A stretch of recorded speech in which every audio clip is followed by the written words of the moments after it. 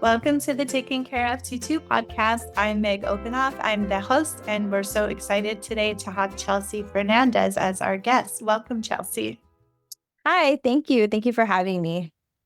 So, for the month of November, we decided instead of doing just a week that we would do the whole month about veterans. And last week we had Bill Staten on, and he did a really great job kind of explaining all the different agencies that work with vets and like where someone should go first. He was like, just go to 333 Dairy Road. And so I was hoping to have you on to talk. I know you work with lots of different veterans organizations, and I thought we could kind of just take them one at a time and explain what they are and how they serve Maui veterans. Yeah, for sure. Okay, so tell us a little bit about you. You're a veteran yourself. Yes, I am. I served in the Army and I did a tour in Iraq back in 2003. So that's Um, it's been 20 years since Wow. Thank the you for doing that. yeah. You're welcome. I know it was I spent my 21st birthday in country. So that was interesting, Oh, fun, and we celebrated in a different way when we with all my yeah. buddies up there. So but Wow. that was an interesting time. Yeah, for sure. And so you grew up on Maui or Big Island? So I grew up on the Big Island, Yeah, and then when I came home in 2004, the end of the next year, 2005, I moved to Maui. got it. Yeah, so And then again, it's almost another 20 years since I've been on Maui. I can't believe that they would not think of themselves as veterans because like Hmm. they don't match what they picture a veteran would look like. Exactly. And Wow.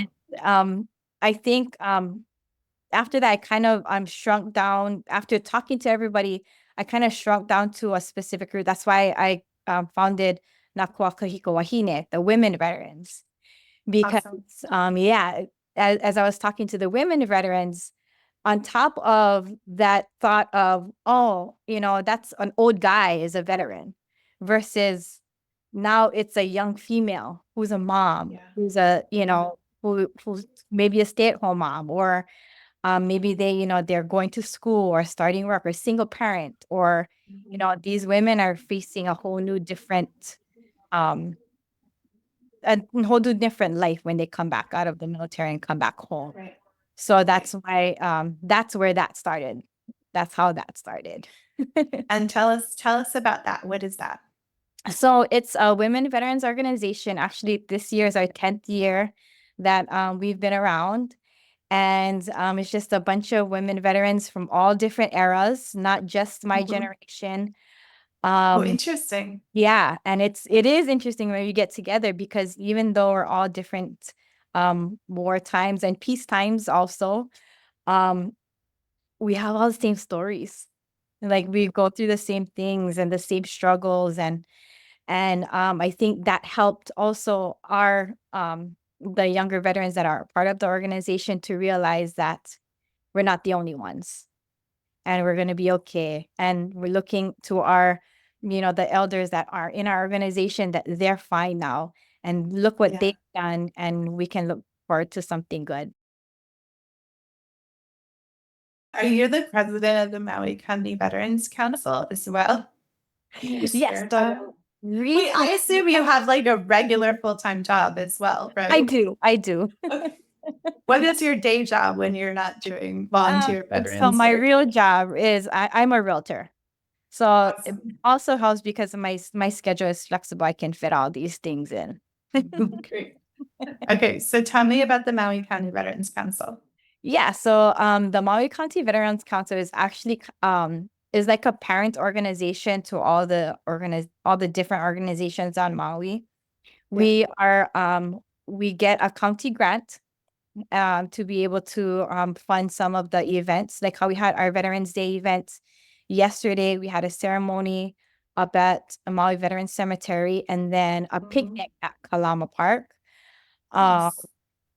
and then we have Memorial Day events, and we have all these, and then we support organizations. So, for example, VFW Maui, they had their commanders luncheon last month. So we were able to help support them in that.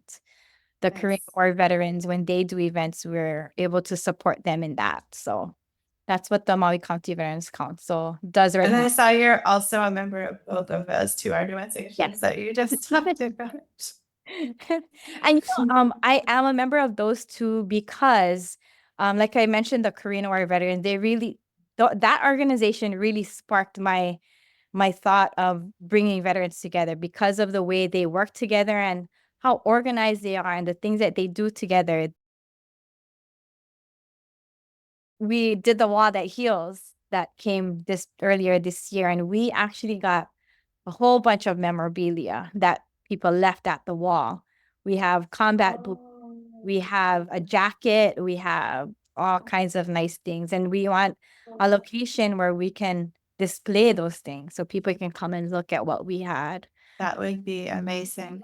Yeah. So when I did my volunteership there, and so I like part of the presentation was things that people left behind at the wall in Washington, D.C. But like this is the first time I'm finding out that people also left things here on Maui at the wall that heals. I didn't know that.